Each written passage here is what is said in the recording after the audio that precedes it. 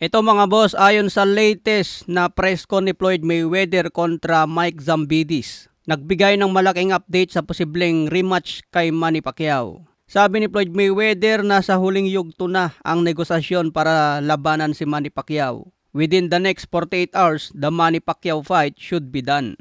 Dagdag pa ni Mayweather, nasa finish line na umano ang usapan. Nagpapahiwatig na malapit na maging opisyal ang rematch. Ibig sabihin mga boss, malapit nang tuldukan ang rematch. Hindi na niya binanggit dito kung exhibition fight o real fight ang kanilang laban. Pero ayon nga sa kampo ni Manny Pacquiao, isang real fight ito dahil hindi sila papayag na exhibition lang. Ang exhibition ni Mayweather kay Zambidis ay isang tune-up fight niya ito para paghandaan si Manny Pacquiao.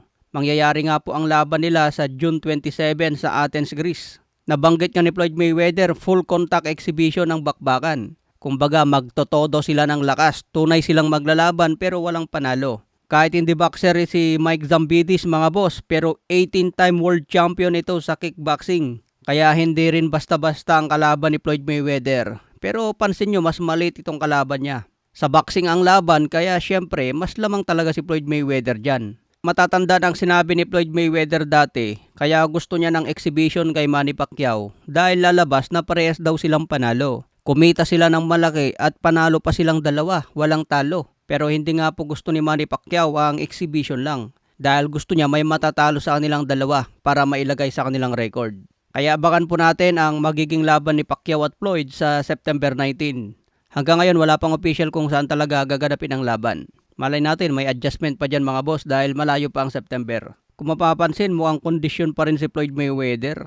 Hindi rin basta-basta si Floyd mga boss dahil maalaga ito sa kondisyon. Sa ibang banda, the monster na Naoya Inoue, binanggit nga po niya sa isang panayam na malapit na siya magretiro. Edad 33 na ngayon si Naoya Inoue at sabi niya baka edad 35 magretiro na siya. Sinabi rin ni Naoya Inoue na pagplanuhan nilang maigi kung aakyat ito sa featherweight division. Papakiramdaman daw ni The Monster Inoue ang katawan niya kung kakayanin pa ang 126 pounds. Ibig sabihin mga boss, walang plano si The Monster Inoue na magtagal pa sa boxing. Hindi katulad sa ibang boksingero na kailangan pa paabutin sa edad 40 o mahigit 40 na lumalaban pa. Si Naoya Inoue kontento na raw sa nagawa niya sa boxing at kung maramdaman niya na manghina na ang katawan niya, pwede na niyang iwanan ang boxing. Konting panahon na lang siguro na makita natin si Inoue na lumalaban mga boss. Siguro 2 o hanggang 3 taon na lang magretiro na siya. Kaya maganda kung mapanatili ni Naoya Inoue ang kanyang undefeated bago magretiro. Para matulad siya kay Terence Crawford na multi-division undisputed